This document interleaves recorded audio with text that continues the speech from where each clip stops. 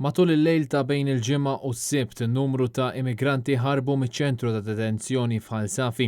Jidher li l-immigranti li ħarbu jammontaw għal ftit iktar minn 10, però l-ammont ta' dawk li rnexxielhom jaħarbu fl-aħħar 48 siegħa jista' jkun wieħed akbar hekk kif waslulna wkoll rapporti li fil-lejl ta' bejn il-ħamis u l-ġimgħa ħarbu madwar 20 immigrant ieħor.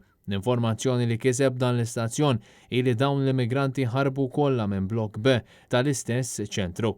Meta kkuntattjajna lill-pulizija kelliema d-depo jikkonferma l-istorja ta' Net News u qalilna li matul il-jum kienu inqabdu 5 mill-immigranti maħruba, iżda ma setax jikkonferma kemm hemm nieqsa. Net News u infurmat li fl-aħħar jiem waqt il-Night Watch kienu qed jitħallew 3 uffiċjali tas-sigurtà ma' madwar 400 immigrant f'dan il-blokk partikolari. Fl-aħħar 7 xhur f'pajjiżna daħlu l-fuq minn 1700 immigrant. Dan fil-waqt li fl-aħħar 4 ġimgħat biss kellna 3 gruppi ta' immigranti li ddaħlu f'pajjiżna. L-aħħar grupp ġie salvat mill-AFM eżatt ġimgħa ilu meta rajna 60 immigranti jiddaħħal l-isla abbord il-P61.